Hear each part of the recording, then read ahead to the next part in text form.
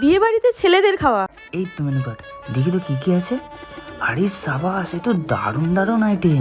ওহ, কোনটা ছেড়ে কোনটা খাবো এ তো দেখেই জিভে জল চলে আসছে। না, তাড়াতাড়ি শুরু করি।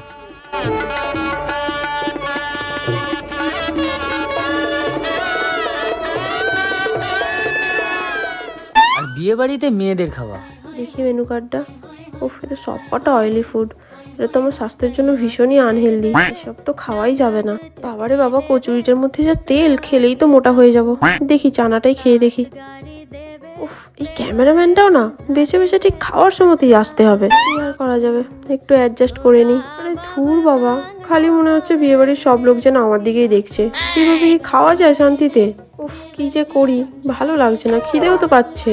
ধুর, এত ভাবলে হবে না, যা হবে দেখা যাবে। আমি খেয়ে নিই তো।